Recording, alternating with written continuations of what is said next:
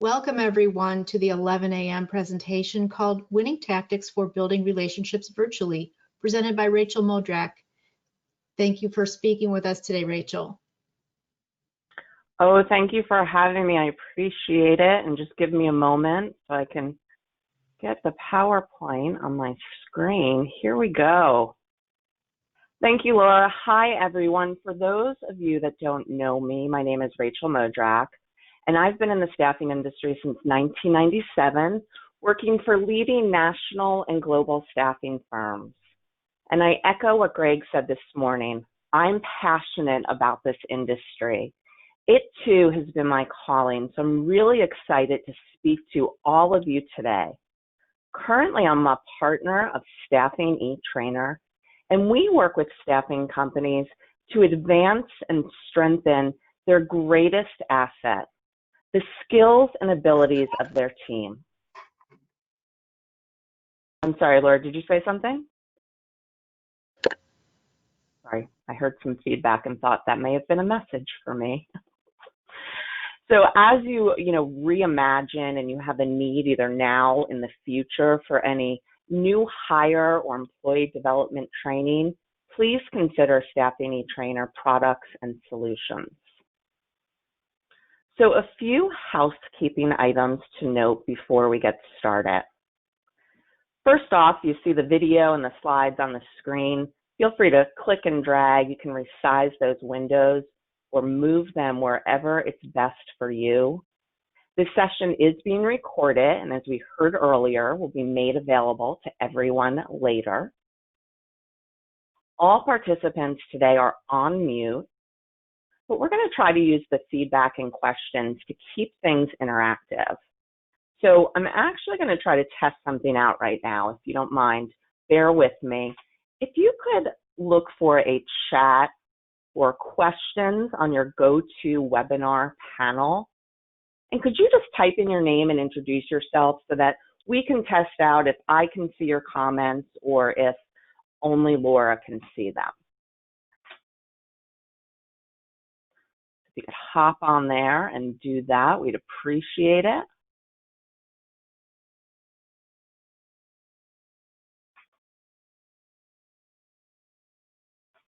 And Laura, I'm not seeing anything yet on my side. Are you seeing comments? I do have Amy, Connie, John, good morning, Debbie. So I guess that's just for me. The chat might be available in your view as opposed to the questions. Yeah, and I don't think the participants see chat. So I think what we'll do is we can take the questions and then Laura at the end, just like we did with Greg, you can read those questions out loud. That sounds perfect. Sound good? Okay.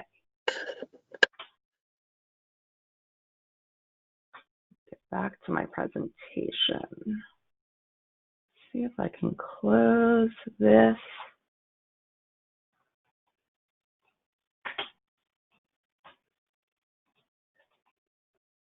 Sorry about the delay here. All right, here we go.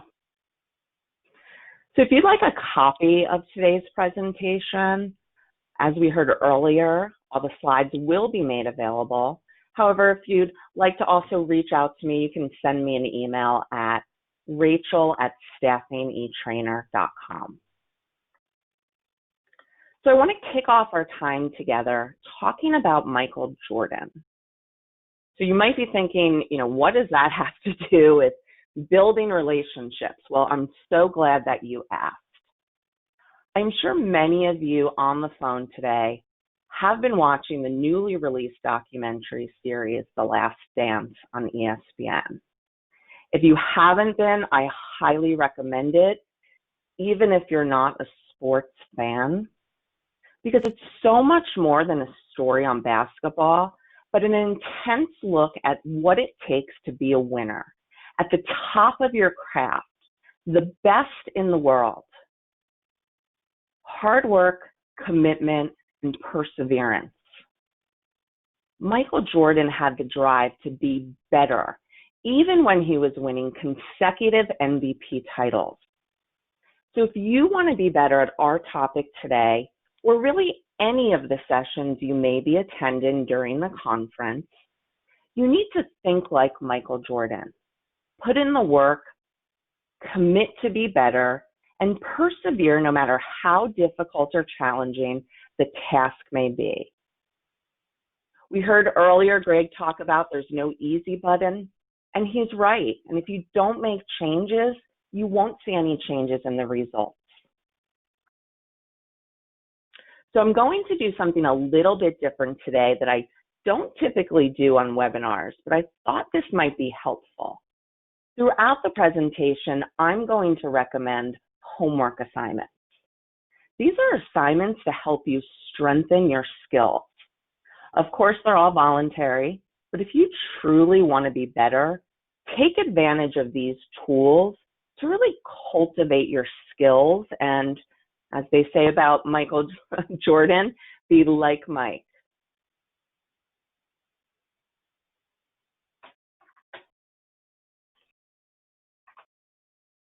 So we know staffing is all about relationships. And whether we're meeting with a prospect, taking a site tour with a customer, or performing a job interview, we already know relationships can build faster and stronger face-to-face. But that was pre-COVID. Post-COVID, our prospects, customers, and candidates are most likely virtual. It's harder to connect on a human level with people when they exist in two dimensions on your computer screen or on a telephone call. You need to work extra hard to make sure you're interacting in a way that allows you to build genuine, meaningful relationships. So that's what we're talking about today, right? How can you build and strengthen relationships in this new post-COVID virtual world? So our agenda today, we're going to speak on how to communicate with predictability, listen more and talk less. How can you create more interactive conversations to keep people engaged and build that relationship? Allowing empathy to pave the way towards trust. And lastly, we'll end with some tips and tricks on how to create some online credibility. So when we think about building relationships, of course, all of us in staffing, we immediately think about the relationships with our candidates, our prospects, and our customers. But as we go through the content today, I urge you to think about relationships with your employees, your supervisor, your coworkers and colleagues, even your personal relationships, your family and your spouse, because relationship advice is actually universal. Yes, pretty much any relationship advice can be applied to both our personal and business relationships. You can really draw a lot of parallels to how we act in the phases and stages we go through in our personal relationships as well as our customer relationships.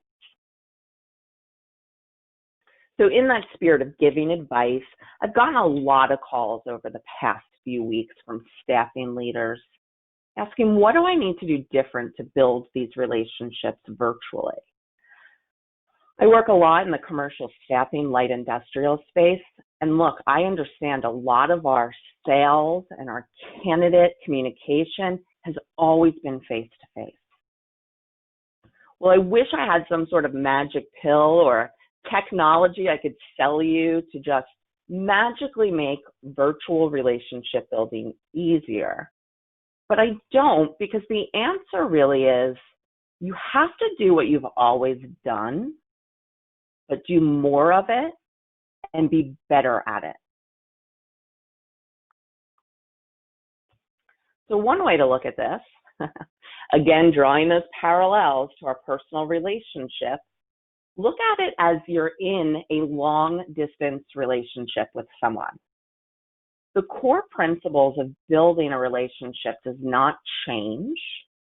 If you've been in a long-distance relationship, you know that consistent communication, meaningful conversation, and trust are key factors to the success. And that's what we're focusing on. You want to build relationships, virtual or not. The 3 pillars to focus on, become better at, and do more of: constant communication combined with meaningful conversations, and most of all, trust, will equal relationship success. So let's talk about how you can be the best long-distance boyfriend or girlfriend to your customers and clients and candidates and everyone. So some people may think predictable is a word you don't want to be described as, right? It sounds so basic and boring. But when it comes to communication, being predictable will instantly gain you trust.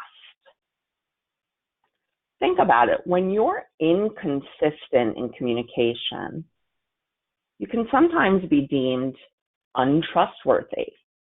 Going back to that long-distance relationship scenario, you were dating someone that lived in another state, and you couldn't rely on them to reach out to you in some sort of cadence.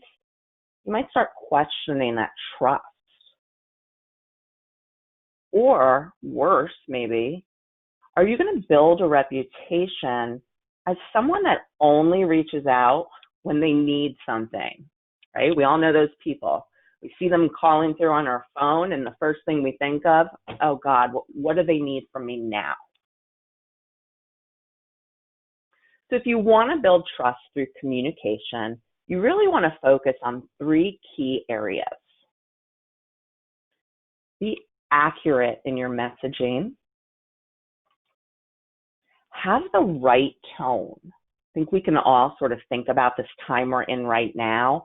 Our tone has really changed how we may have been driving our message just a month or 2 ago. And have the right frequency, because you really need to find the balance of being or communicating to people enough, but not too much. So a study was performed specifically to measure what makes people trust companies. And what they found is the trust level in companies directly correlated with the communication. The one area that was really clear, because participants that rated companies high for being trustworthy also reported high marks for communication, accuracy, tone, and frequency. So how can we ensure or we leverage communication to build that trust? So if we were chatting, I was going to ask you if you have a communication plan that you consistently follow. So I'm going to instead ask you to take a pause and think about that for a moment. Because a lot of recruiters and salespeople and staffing will answer this question, oh yes, absolutely, we have a communication plan. But then when you dig in the details and you ask them to give me the specifics, how often, who are you contacting, show me what the content looks like, then things start to get a little murky, right? So to communicate with predictability so that we can specifically gain trust, you must have a communication plan. The plan will keep you on track and hold you or anyone else part of the plan accountable to the action. And it does not have to be complex. As you can see here on the screen, you really want to measure who are the different audiences you want to communicate to, what are the channels that we can leverage for that communication, and what do we think the right frequency is. And I will tell you, many staffing companies will have a plan like this and post it in a central place in their office. Maybe you could have a whiteboard or even just a simple flip chart. And as you do those daily kickoff meetings, maybe you're doing sun up and sundown meetings, this is always on the agenda. Who owns which activities, and making sure we're focused on keeping on a track to complete our communication plan. And those channels of how you communicate is also important. So mix it up with a blend of mass communication, right? You can send emails and text and social media messaging and reach tons of people. But then you also want to make sure you mix in there that one-on-one, give somebody a call, leave them a voicemail, write them a note, or send them some personal emails or text. So here is your first voluntary homework assignment. So if you don't have a communication plan, I really want you to give this some thought. This is great to do as a group activity if you do work on a team and multiple people will be involved in the success of the plan. But just have a discussion about, what are those audiences? How frequent will we reach out? What are those different channels and ways we will reach out? You can brainstorm ideas and resources for the different content that you might use to drive your messaging. It's always important. We want to hold people accountable, right? So assign an owner for each activity so that you're not pointing at each other. Oh, I thought you were going to do that one. That was me. So make sure you're doing that. And then implement that plan, hold people accountable, maybe work it into your daily meetings. And of course, all of this can be done virtual. If you're not back in your office working together in person, create something online that you can all be looking at and go through the same process. So I don't know about you, but I'm actually hearing from many staffing leaders that it's actually been easier to get people on the phone. So I'm talking about your prospects, your customers, your candidates. People want to connect and talk right now. Everyone I know who measures how many calls do we make versus how many connects are telling me that their connection percentages are going up. So when you do get that opportunity to speak with someone, listening is a critical skill we can all get better at. So I want to do a little activity here.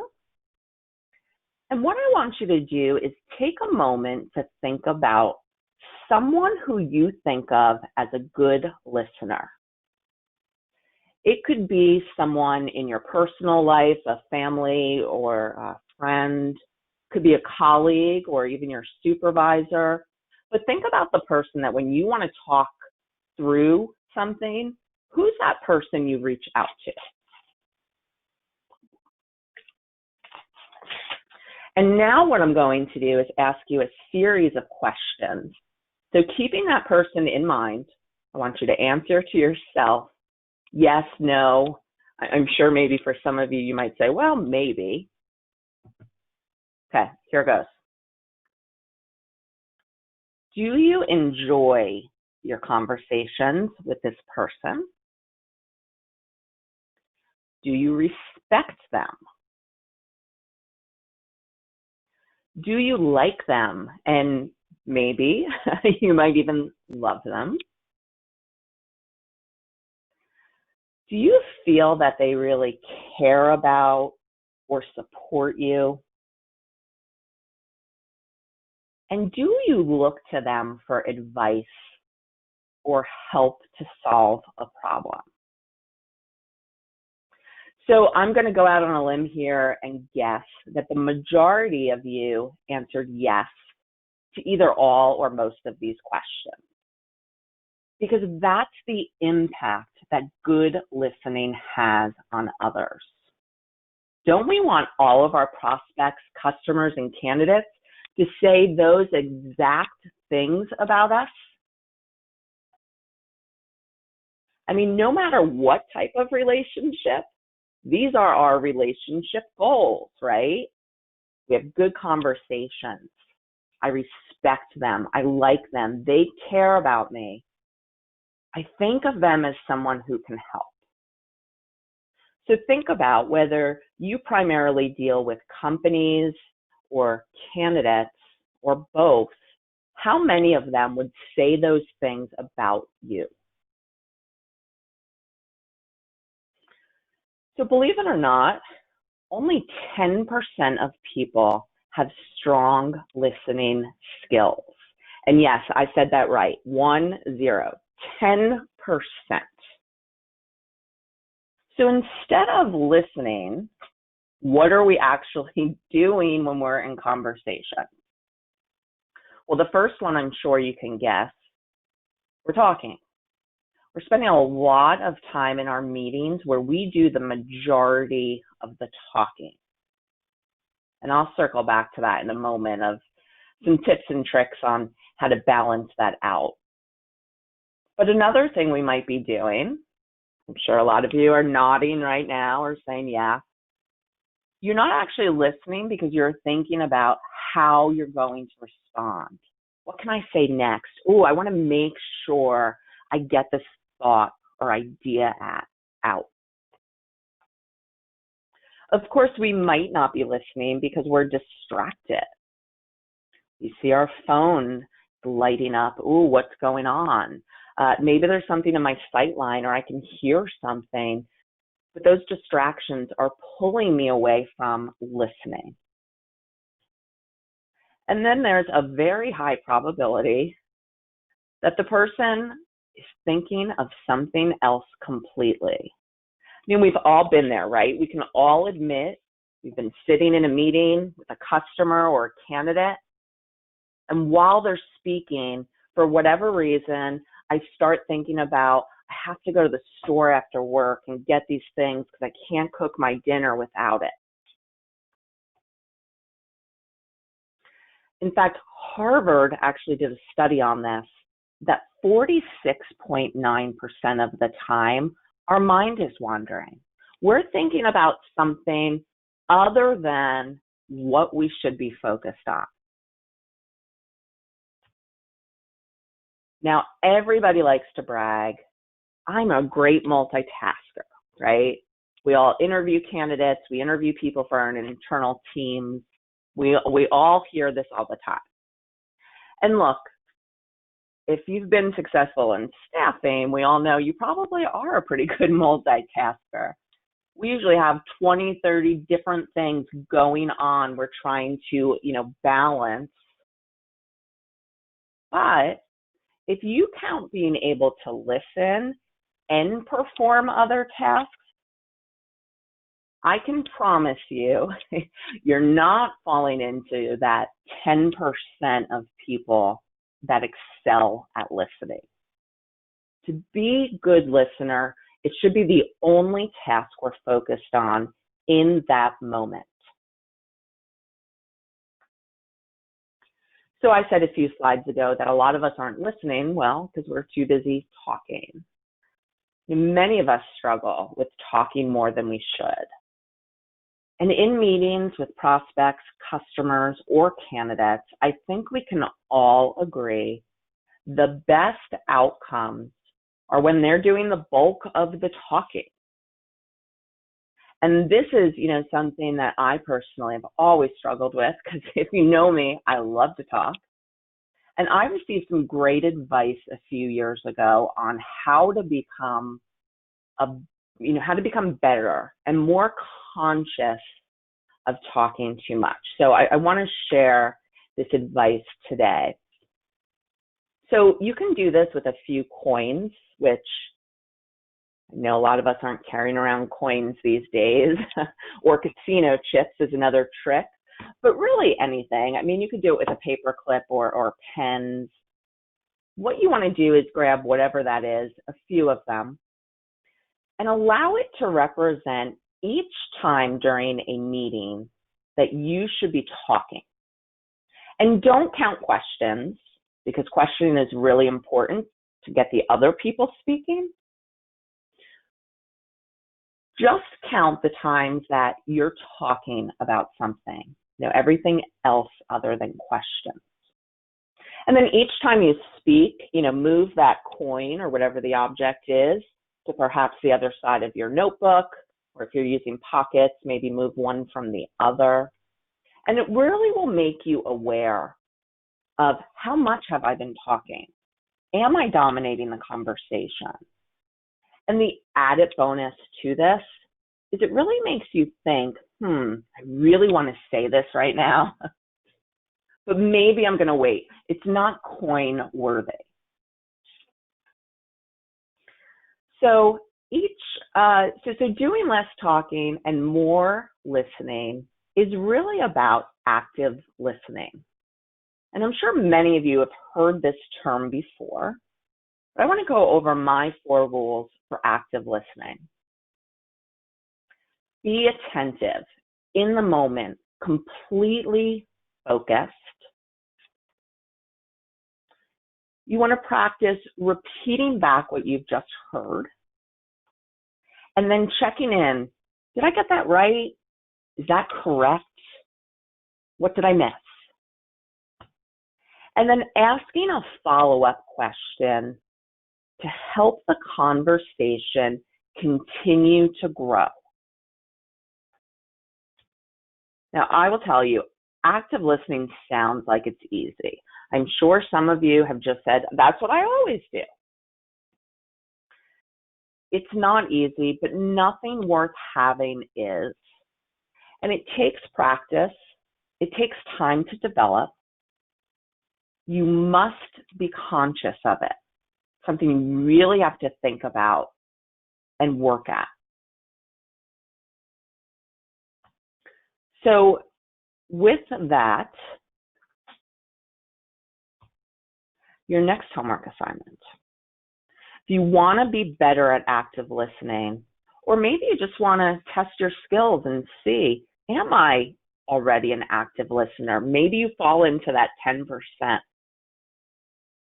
Do some role-playing practice with a colleague.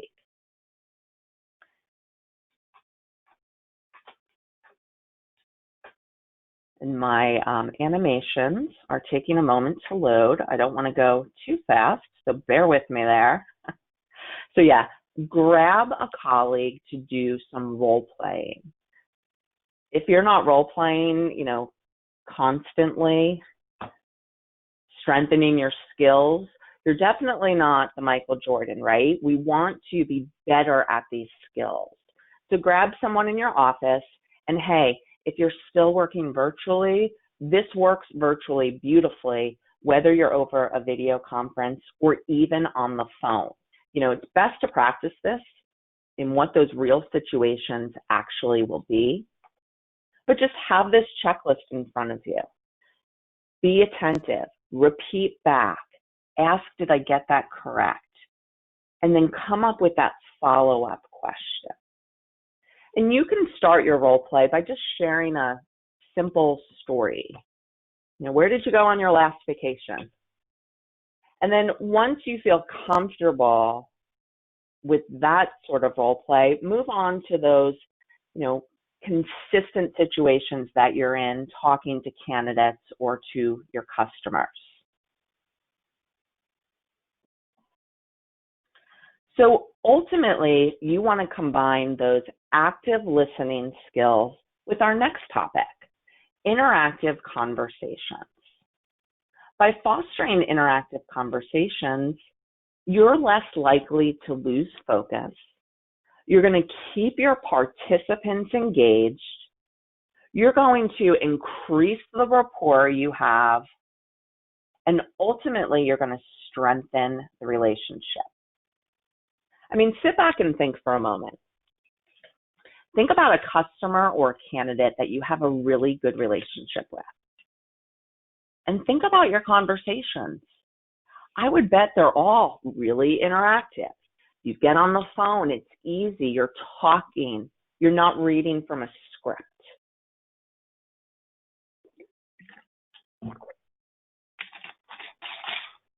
So I'm going to skip through our poll and go directly to talking about video meetings. Okay, so our poll, I was going to ask you if all of you are leveraging video communication right now, because if you're not, you are truly missing out. Because people right now really do want to feel connected, right? We talked about more people are picking up calls.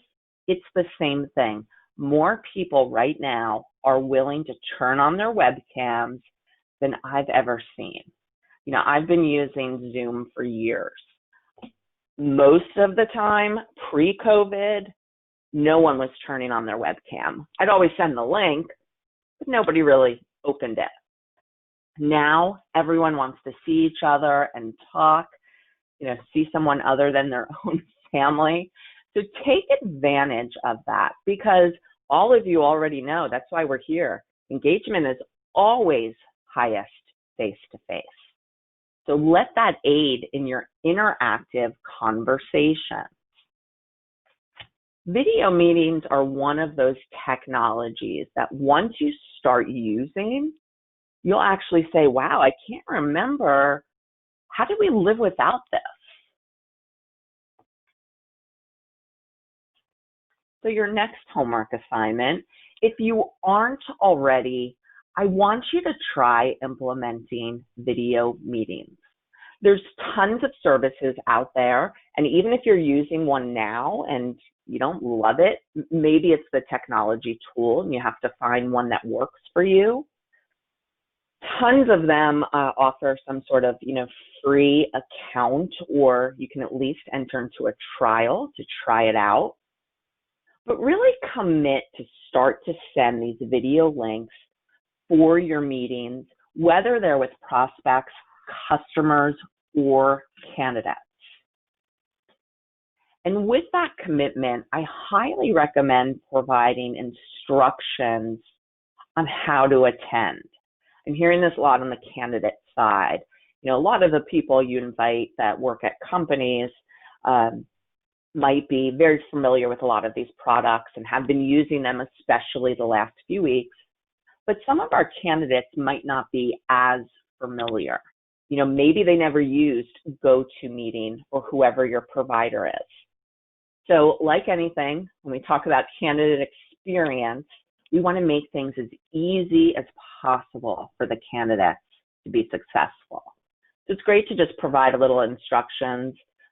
One of my customers, they created a short little video to send, which is, really helpful. And then remember, when you're doing these video meetings, this is a business meeting.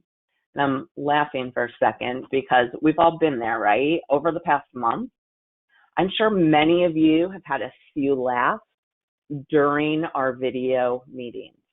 We hear dogs barking. Cameras are pointed awkwardly. You may have seen Saturday Night Live did a few hilarious skits. And the reason they're so funny is because they're so true, right? We were watching them laughing so hard, saying, oh my God, that's so-and-so. Check that out on YouTube if you have missed that. So to elevate the overall experience of a video meeting, a few best practices. First off, please wear appropriate clothing. This might go without saying.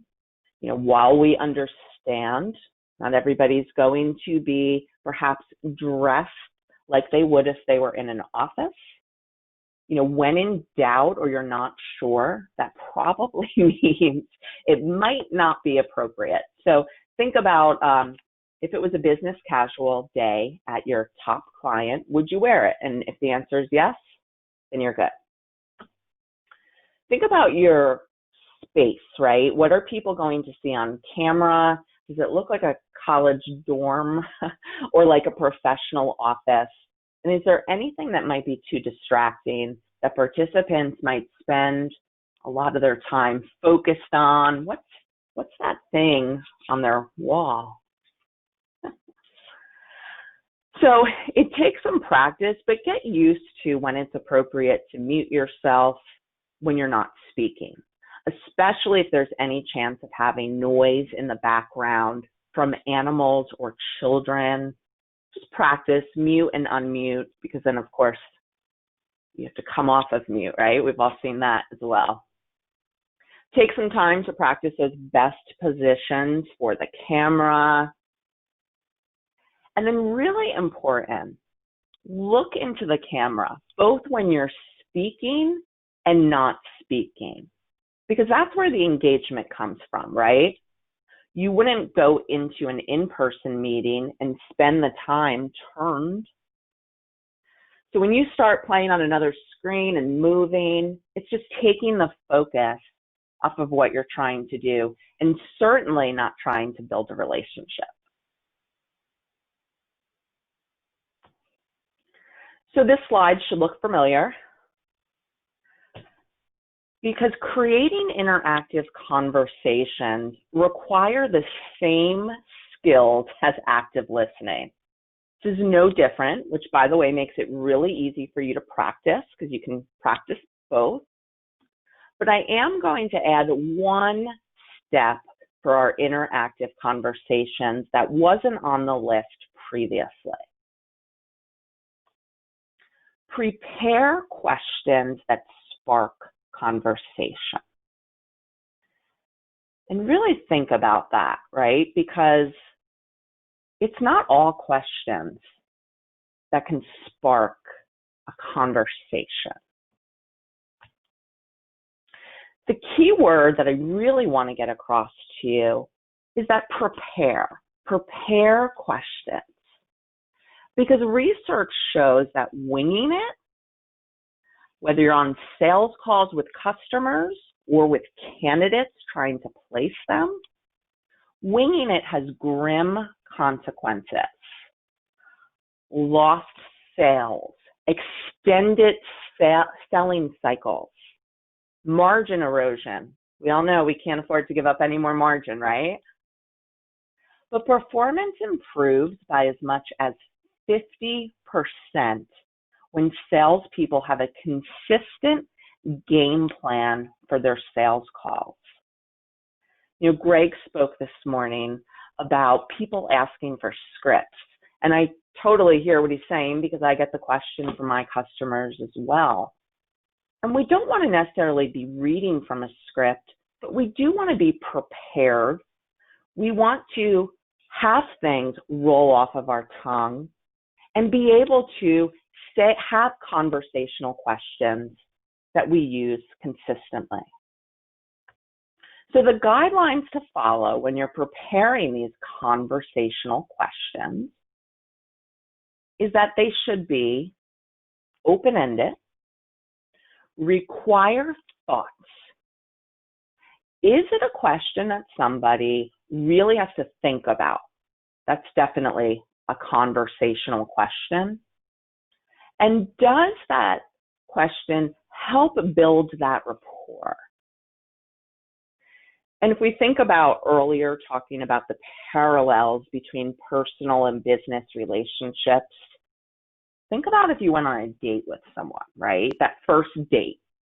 We all know that first date is just a lot of getting to know each other, a lot of questions.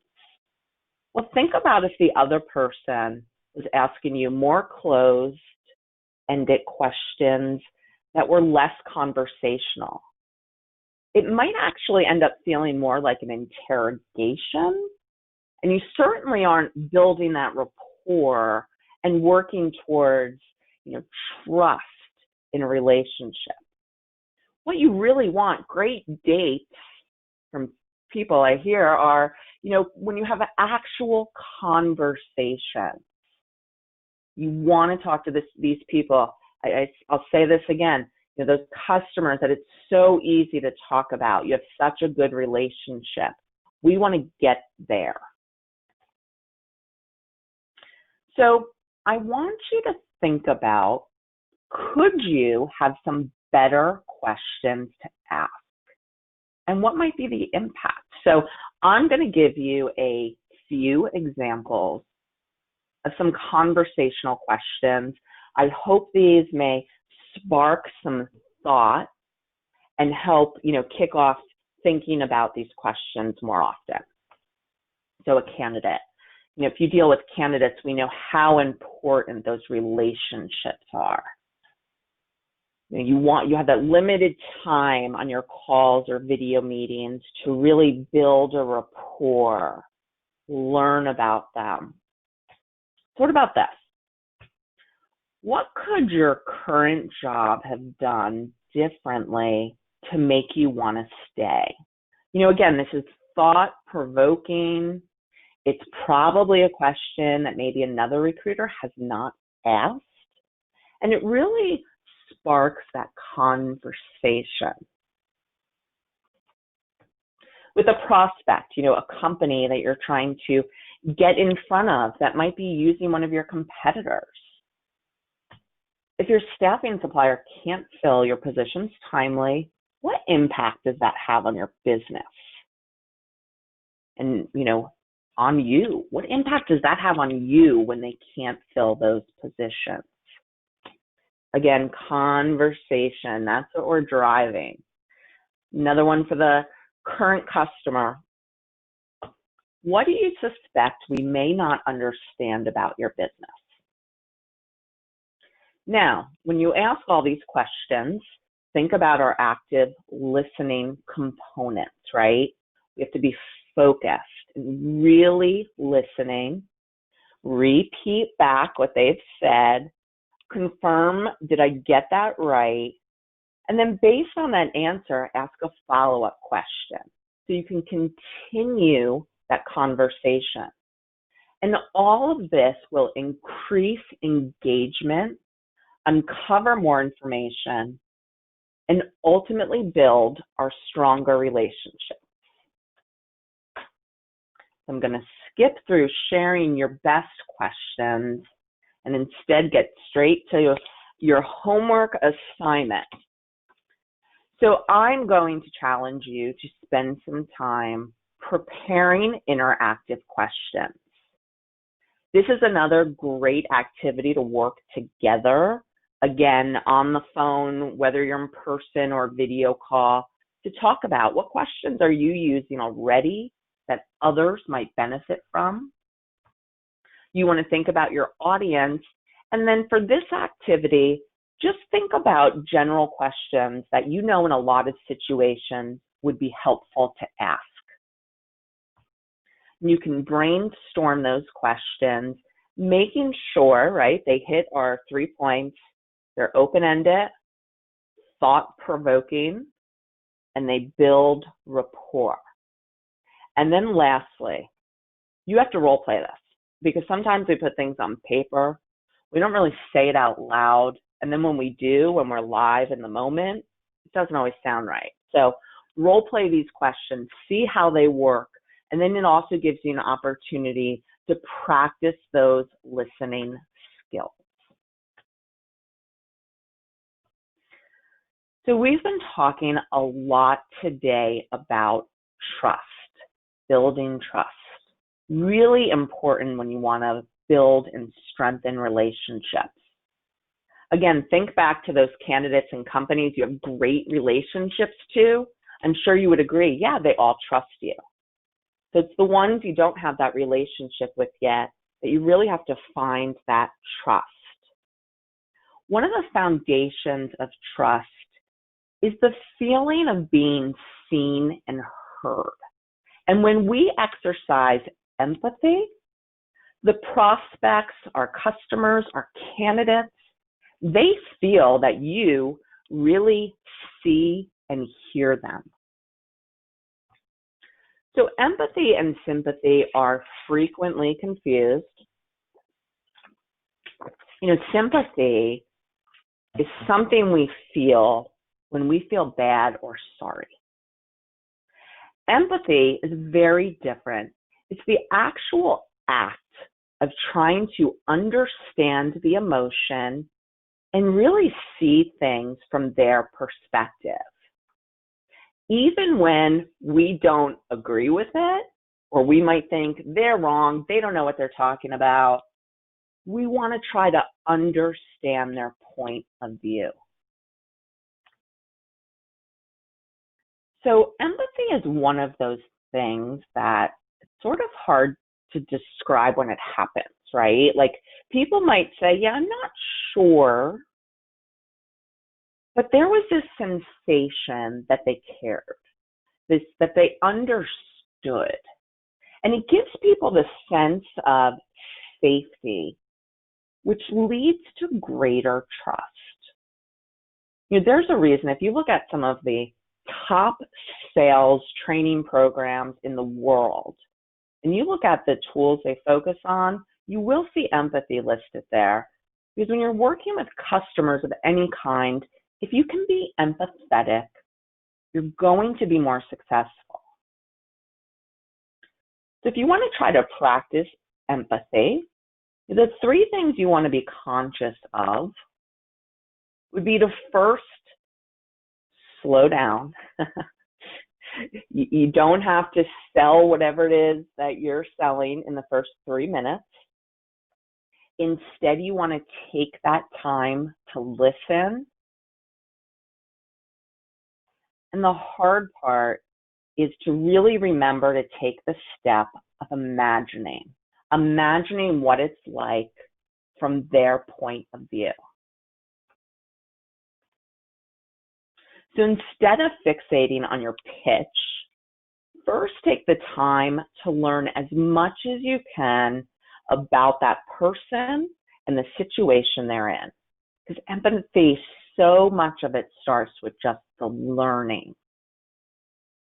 And just like active listening, it's not easy being empathetic, right? All of these skills we're talking about, if they were easy, everyone would do them. You have to practice and be conscious of it. And what you really want to focus on is that questioning skill and creating conversations. And then ask yourself, did I uncover and truly understand their point of view? So next time you leave a meeting with a candidate or a company, ask yourself that question. Do I understand their point of view? Because empathy is a skill that separates the good from the great, because it can accelerate that path to gain trust. Like those other skills, you can't just flip it on and off. So commit to be better, practice, and persevere. So the last topic we're going to talk about today is a few tips and tricks on online credibility. So what does this matter, and what does this have to do with, building virtual relationships? Well, first off, we live in this Google culture, right? It's a verb now. Did you Google it? So when people are interested in something or they're not sure about someone, they Google it. I'm sure a lot of you sat through Greg's presentation today and Googled a few things that he recommended. That's what people do. So if they're searching for your company or they're searching for you, are you building credibility? Because that's your first chance to get and gain some of the trust. So if you haven't already, I should have made this a homework assignment. If you haven't already, Google yourself, Google your company, and see what comes up. And then the second reason you should care about this, people do business with people they know, they like, and they trust, right? All the things we've been talking about. So seeing you or your company online, even if they've never spoken to you or have met you, they start to unconsciously build this level of trust. What are the chances if someone calls you and you don't know who it is that you're going to pick up the phone? Probably small, right? Or when we think about like online shopping, I'm on Instagram and I see this ad of something. I'm like, oh, I'd be interested in buying that. And I click it, and then it's a company I've never heard of. And I'm a little wary. Do I give my credit card information to someone I don't know? So people really either get to know you or feel like they don't know you online. Greg spoke this morning about creating warm calls, right? By posting open ads. Similar concept. What we post online can help us create warm leads and make warm introductions. So the 5 tips. Leverage testimonials from companies and candidates, okay? First off, if you're not gathering this already, start as soon as possible, put it on your homework, but hopefully you'll already have. Just make sure they're displayed on your website, in your social media, share them often, and of course, include them in any sales materials. I mean, when was the last time you went to a new restaurant without searching the reviews, right? This is what people do. Next, think about, what are you bringing to the social media platforms that you're on? Are you providing valuable social content, white papers, blogs, articles, relevant studies? You really have an opportunity to gain some credibility and build some trust, possibly by someone you've never even met but might meet in the future. Okay, next one. This is a really good one. What does your headline and summary on LinkedIn say about you? Because that is pretty much your elevator pitch, right? You get that one opportunity with a potential candidate or company, and you want them to know something. That should be in your headline and your summary, because those are the 2 most often read areas on LinkedIn. And when you post something on LinkedIn, meaning, if you comment on something and someone, says, oh, that's a really good comment, and they hover over you, they see that headline. So really think about, do I need to put some work or thought into what that says? Engage in active discussions. Exactly that, right? Comment on LinkedIn posts, or if you're part of some other online communities where your candidates and your customers might be. It's really an opportunity to show your expertise. And then lastly, similar to the testimonials, publish case studies. And if you're not already doing them, put that on your homework list to create some. Case studies give you such a great opportunity to tell your story of how you helped a candidate or a company be successful. Whatever you do, the key word here is consistency. You must be consistent. Don't just do this every once in a while. We saw Greg this morning show how he blocks time on his calendar. Add this to the list, right? Spend 30 minutes each week responding to posts, sharing valuable content, pushing out those testimonials, and really think about it. Okay, so we're wrapping up. I know a lot of you have been attending workshops before this, and obviously the next few days. So I just wanted to give you an implementation checklist so that you can implement what we talked about today. So create a predictable communication plan, practice those principles of active listening, implement video meetings, prepare interactive conversational questions, and look for opportunities to be empathetic. And then, of course, what we just said, promote your testimonials and reviews, post valuable social content, think about your LinkedIn bio, especially the headline and summary, participate in active online discussions, and publish case studies on success stories. So I'll leave you with this quote in the spirit that when I kicked off, we were talking about Michael Jordan, he said, I've always believed that if you put in the work, the results will come. I don't do things half-heartedly because I know if I do, then I can expect half-hearted results. So there's no easy button. No change equals no change. I want to thank you for watching today's presentation. We're going to be taking questions. So if you didn't type any in yet, but you have some, you can begin to type those in. And a reminder, if you'd like a copy of these presentations, or if you do have some more questions that you want to talk about with me, please reach out to me. My email, my phone number are there. We're really excited. We're going to be launching a few new virtual programs for this post-COVID world. And our first one is an interactive 12-week selling program. So if anyone wants to hear any of that, please reach out to me. I want to thank Laura so much for her help today. And I'm going to turn it over to you, Laura. Do we have any questions? I don't see a question in the box. We can give it another couple of minutes. It was quite an impressive checklist at the end. It's easy, right?